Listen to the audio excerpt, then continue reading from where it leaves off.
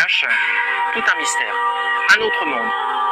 Un château creusé directement dans la roche, comme un bunker des temps anciens, pour se protéger des épidémies et surtout des invasions.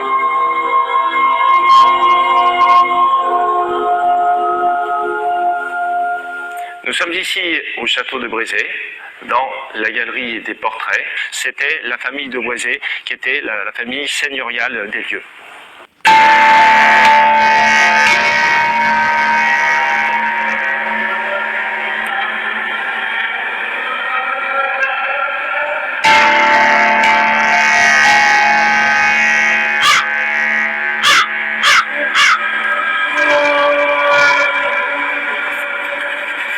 Le château souterrain, en fait, on en trouve sa toute première trace en 1063, pas vraiment une toute première trace écrite, mais les archéologues pensent qu'il a été creusé, en fait, d'une façon antérieure, lorsqu'il y a eu les grandes invasions des Vikings.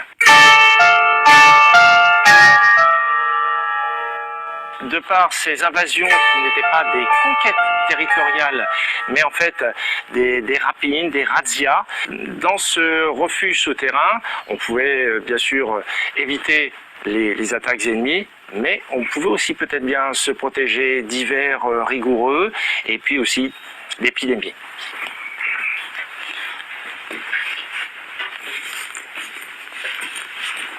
On abandonnait la maison aérienne pour descendre rapidement dans le sol et se mettre à l'abri. Les Vikings, en fait, arrivaient ici et auraient trouvé une maison au-dessus vide.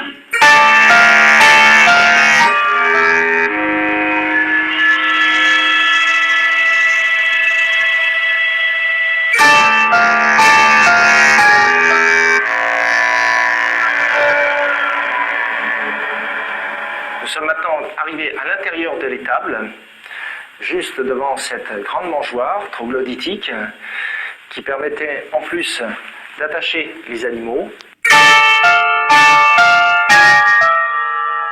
Tout au fond du couloir, on voit ce trou dans la roche qui permettait de prendre tout ce couloir en enfilade.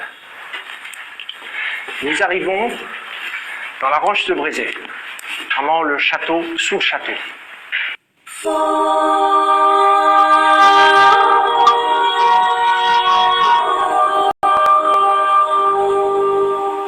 Autour de ce puits lumière, comme un trèfle à X feuilles, se trouvait un certain nombre de salles. C'est un système de bunkers, sauf que souvent les bunkers sont émergés de la surface du sol. Là, nous sommes totalement immergés, d'où la nécessité d'un puits de lumière.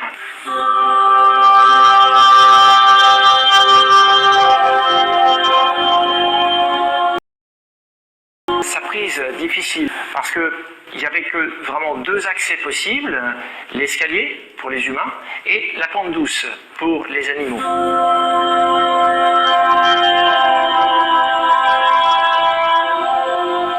Et là nous sommes toujours sous terre, mais tout contre une des ailes du château.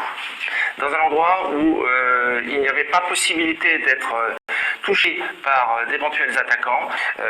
L'essence même de ce bunker, la partie la plus protégée de tout cet ensemble souterrain.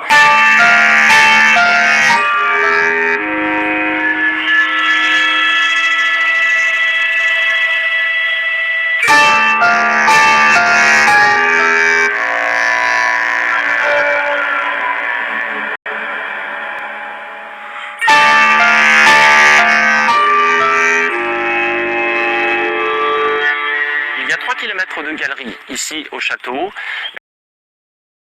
et c'est visitable. Cela nous laisse encore bien des surprises lorsque les autres kilomètres pourront être réellement accessibles.